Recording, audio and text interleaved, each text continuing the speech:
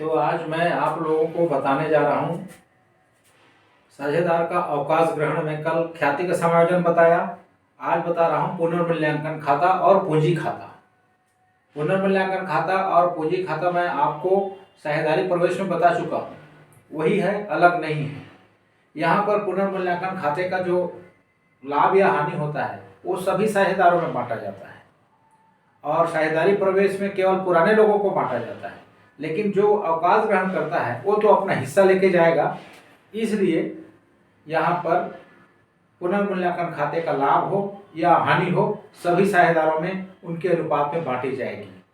पुनर्मूल्यांकन बता दी गई है आप लोगों को प्रवेश में, वही आगे बढ़ेगा।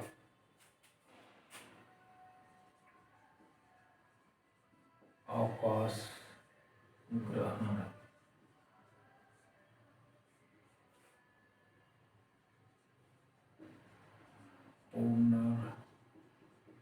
पुनर्मूल्यांकन खाता एवं पूंजी खाते का निर्माण दिख रहा है ना। ये बताऊंगा मैं आज, ठीक है। तो नवबोध की पुस्तक में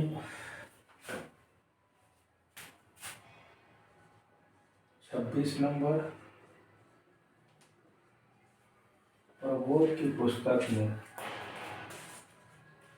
27 नंबर, चिट्ठे का योग है 1 लाख।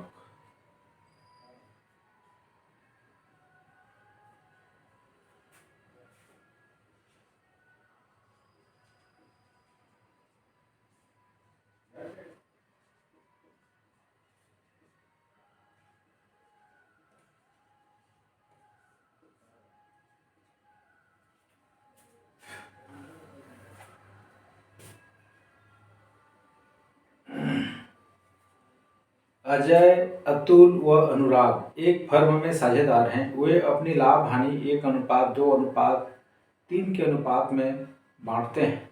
31 दिसंबर 2008 को उनका चिट्ठा निम्नानुसार था। चिट्ठे का योग है 1 लाख। दायित्व पक्ष में है पूंजी अजय का 24, अतुल का 20, अनुराग का 16, सामान्य संचय है 18,000, लेनदार 22,000। संपत्ति पक्ष में है भवन 60,000, फर्नीचर 16,000, देनदार 20,000, रोकड़ 4,000। इस तरह से दोनों पक्षों का योग 1 लाख 1 लाख होता है। अनुराग ने 1 जनवरी 2009 को अवकाश ग्रहण किया। फर्म की ख्याति 30,000 रुपये लगाई गई।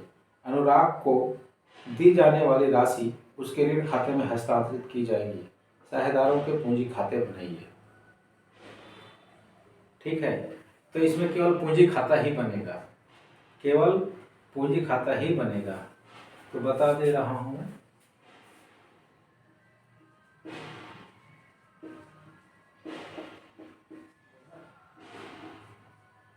साझेदारों के पूंजी खाते, डेबिट साइड, ये क्रेडिट साइड।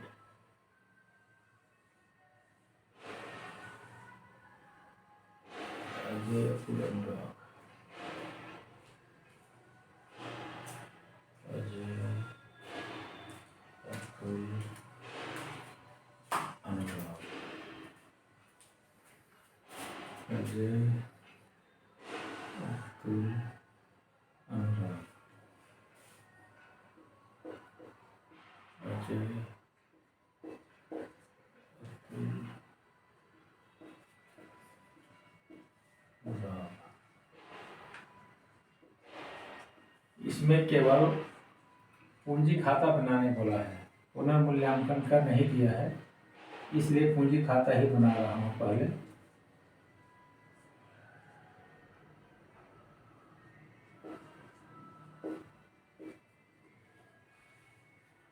ये है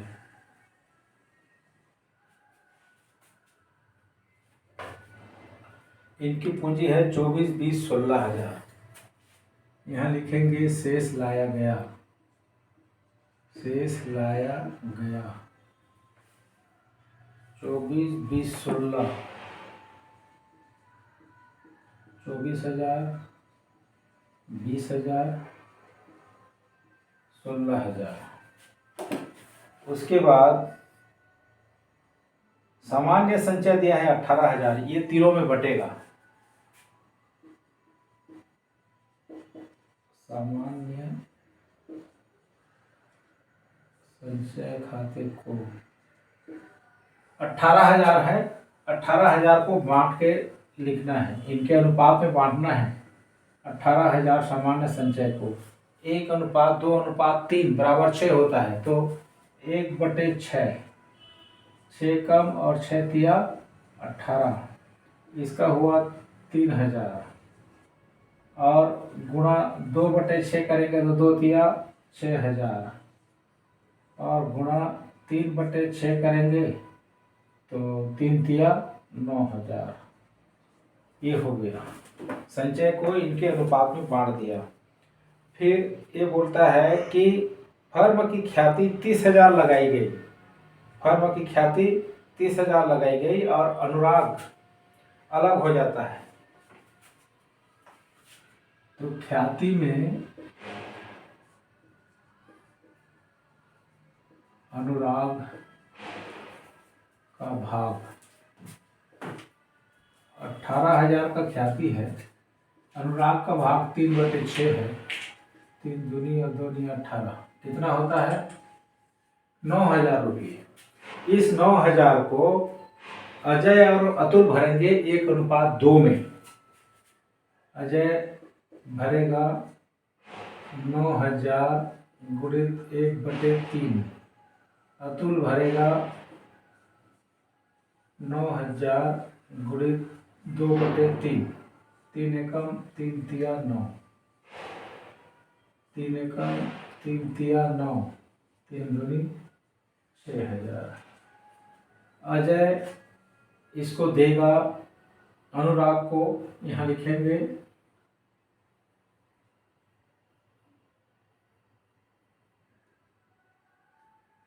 अजय के पूंजी खाते को ये देगा इसको 3,000 अनुराग को, और अतुल के पूंजी खाते को ये देगा 6,000। इसकी एंट्री यहाँ होगी, अनुराग के पूंजी खाते से, अनुराग के पूंजी खाते से ये दिया है 3,000, इसकी पूंजी 3,000 कम हो जाएगी, इसका 6,000 कम हो जाएगा। बस इतना ही बनाना है इसमें, और कुछ नहीं। अब योग लगा देंगे, और हाँ, ख्याति के बारे में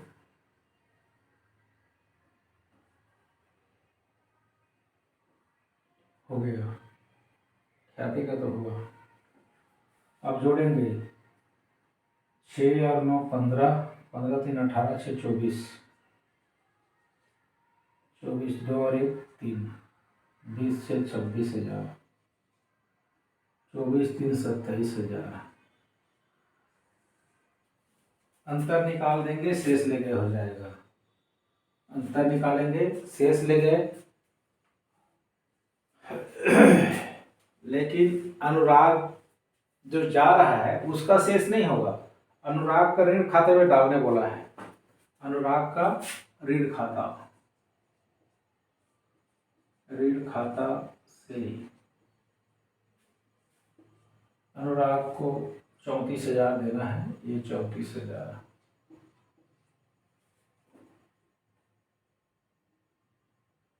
ठीक है, बाकी लोगों का शेष ले गए, दोनों जने का शेष ले गए। इसका तो 34,000 है, इसका 26,000 है, इसका 27,000 है। अंतर ये 20,000 इसका बचा पूंजी और इसका 24,000 बचा पूंजी। ऐसी बनेगा ये।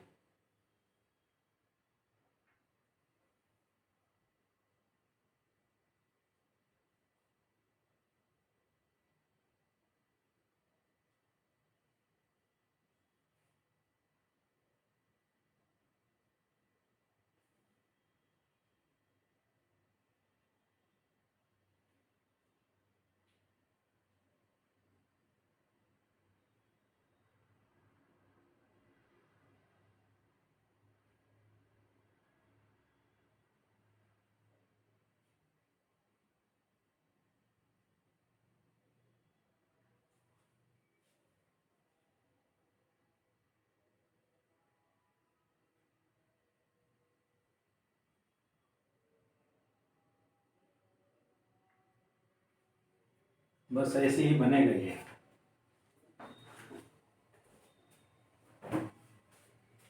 ठीक है, समझ आया। फिर दूसरा सवाल देखते हैं।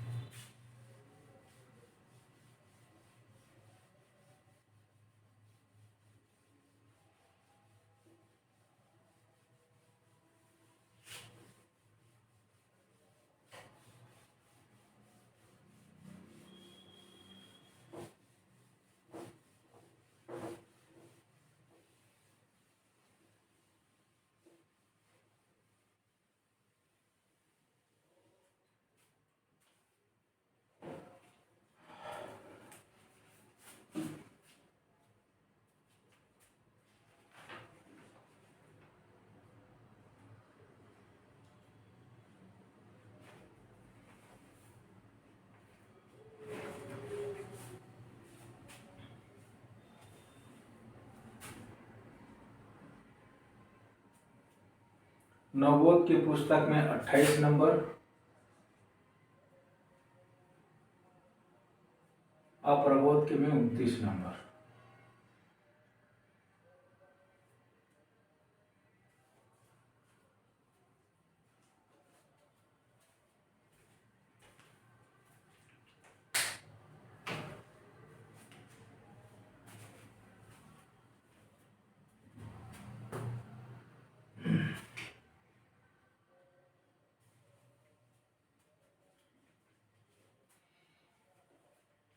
अ, ब और स अपनी पूंजी के अनुपात में लाभ विभाजन करते हैं। 31 दिसंबर 2008 को उनका स्थिति विवरण निम्न प्रकार है। चिट्ठे का योग है 80,500, 80,500, जिसमें दायित्व में है लेनदार 30,500, पूंजी अ का 20,000, ब का 15,000, स का 15,000। संपत्ति पक्ष में है अधिकोषस्थ रोकड़ 3500 रुपये, देनदार 35,000, स्टॉक 15,000, संयंत्र 25,000 और उपकरण 2,000। इस तरह से 80,500, 80,500 चिट्ठे का योग होता है।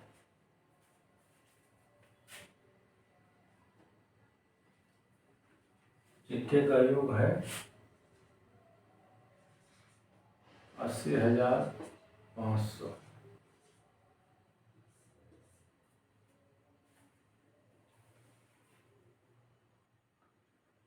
उस दिन सब फर्म से अवकाश ग्रहण करता है और फर्म की ख्याति का मूल्यांकन 18,000 रुपये किया गया।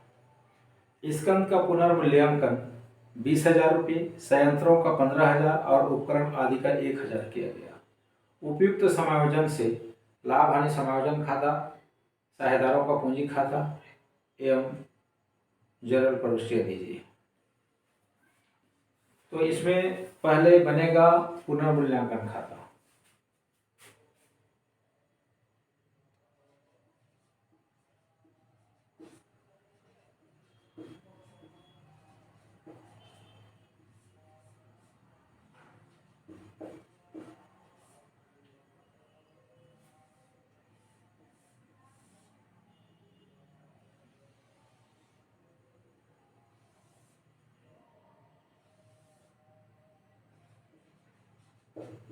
ये समाकलन पक्ष है, ये विकलन पक्ष है।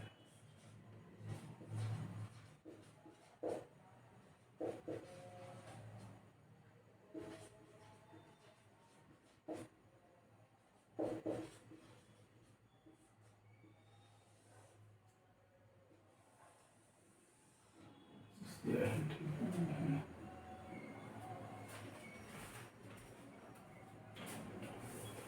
राकेश सुन, तो मैं सोता हूँ तो इधर चाबी वाबी रखते हैं ना, वहाँ पर ऐसी पेन है, वो एक डिब्बा में छोटा सा एक निकाल के लाना।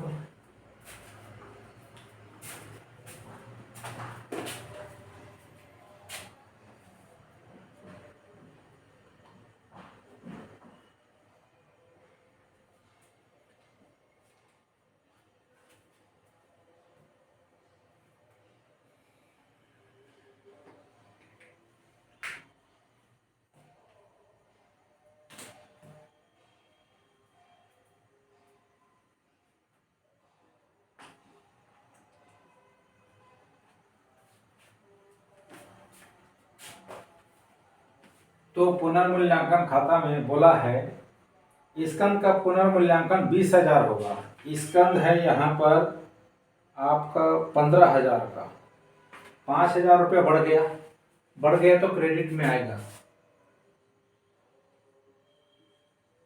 स्कंद खाते को कितना रुपये बढ़ा? 5,000 बढ़ गया।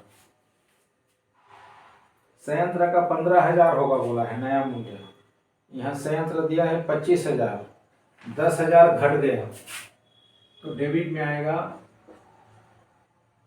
संयंत्र खाता से 10,000 रुपया घट गया। उपकरण आदि का 1,000 किया गया, उपकरण है यहाँ 2,000 का, उपकरण 1,000 घट गया। उपकरण खाता से 1,000 घट गया। इस तरह से समायोजन हो गया।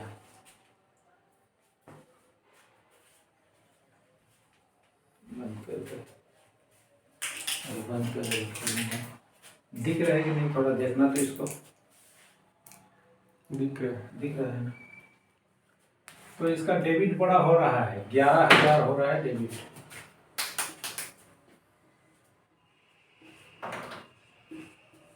हानि आ गई, हानि। तो ये पूंजी खाते को, साझेदारों के पूंजी खाते को 6,000 रुपये का हानि हो गया। इसको बांटेंगे ए, बी और सी में, इनके अनुपात में बांटेंगे। इनके अनुपात हैं, पूंजी के अनुपात में लाभ हानि बांटते हैं। पूंजी के अनुपात में पूंजी 20, 15, 15 है।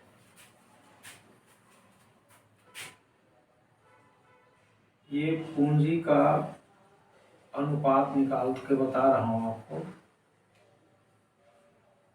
एक जने का बस ए, बी, सी, एक जने का है 20,000, इसका 15,000, इसका भी 15,000। तो अनुपात निकालेंगे, 3 जीरो कट गया, 3 जीरो कट गया, 3 जीरो कट गया, 5 से काट देते हैं। 5 दिया 15, 5 दिया 15, 5 चौक 20, 4:3:3। तो 4, 3, 7, 3, 10। इसको बांट देते हैं। ए का हिस्सा कितना पड़ेगा? 6,000 × 4/10, 6 चौक 2400। बी का 6,000 × 3/10, 6 दिया 1,800, इसका भी 1,800 होगा, इसका भी वही आएगा।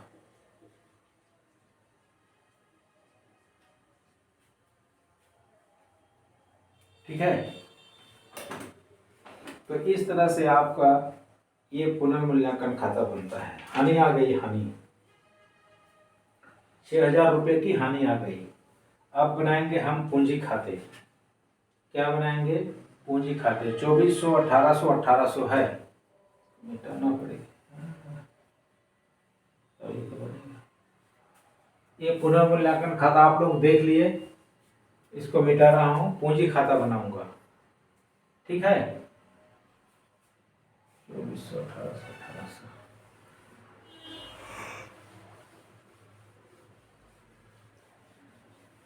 वो पेन को देखना, पेन है।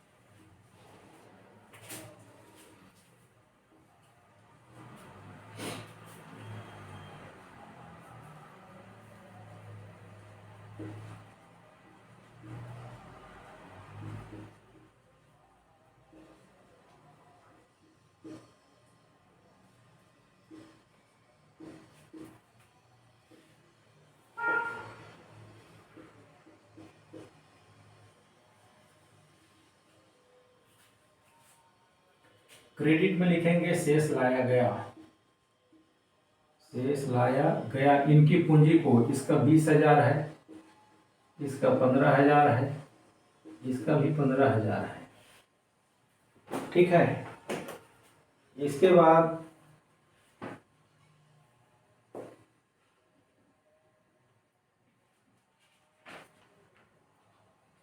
हानि आई है।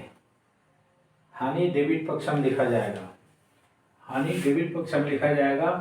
ये पुनर्मूल्यांकन खाते को, पुनर्मूल्यांकन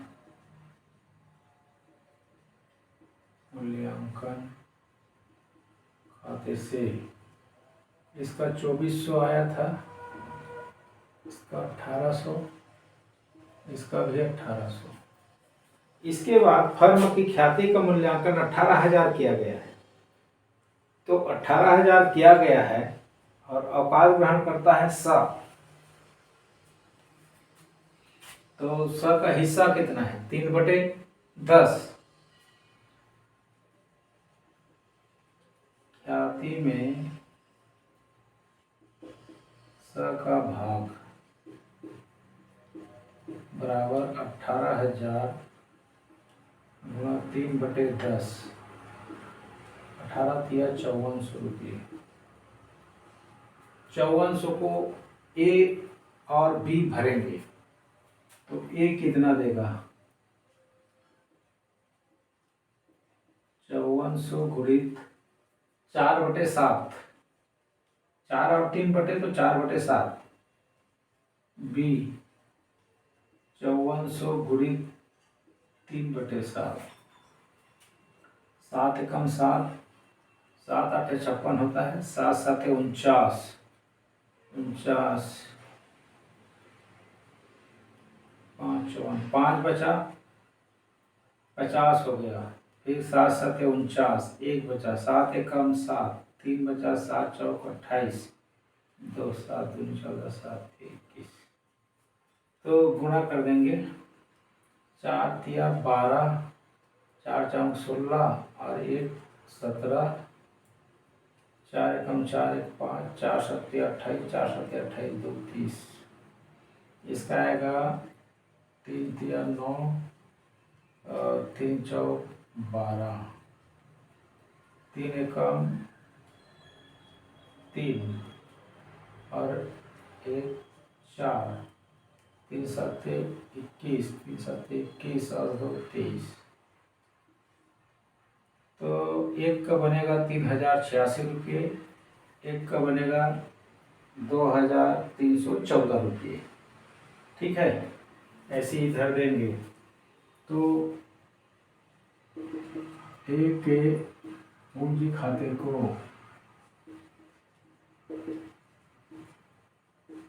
ये सब को देगा 3,086 रुपये, 3,086। बी के पूंजी खाते को ये देगा 2314, 2314। ये इसकी एंट्री इधर होगी के पूंजी खाता से। ये दिया 3086, बी दिया 2314। इसके बाद कुछ नहीं है। आप टोटल कर देते हैं, 6 और 4 10, 9 1 10, 3 और 1 4, 5 3 8 2 10, 20,400, ये 15,000, ये 20,000। जब प्रश्न में जो सर अवकाश ग्रहण कर रहा है उसको कुछ बोला नहीं है तो उसके जो बैलेंस रकम होगा उसको ऋण खाते में डाल देंगे, सके ऋण खाते में डालेंगे। ऋण खाता से हेलो सके में जो अंतर आ रहा है 20,400 है तो घटा देते हैं। 8 6 14 2 और 10 की 18,600, 18,600।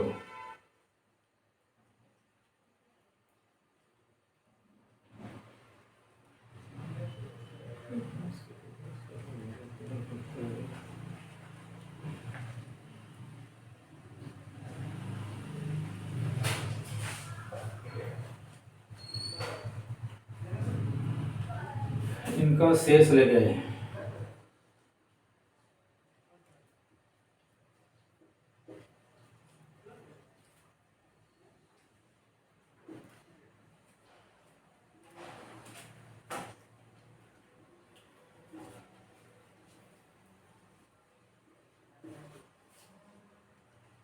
चार 6 10, 2 8 10, 9 3 12, 8 20, 4 1 5। इसका 4 6 10, 9 1 10, 5 5 10, 3 3 6 4 10, 1 और 1 14,514। इतना बैलेंस होगा। उत्तर गलत दिया है इसका। पूंजी के अनुपात में बांटना है, पूंजी के अनुपात में बांटना है। इस तरह से ये खाता तैयार होगा। ठीक है, तो मेरे सब्सक्राइबर को आप ज़्यादा बढ़ाएं, सब्सक्राइब करें मेरे चैनल को और कमेंट लिखिए जो आपको बनवाना है आप बताइए, हम बना के बताएंगे।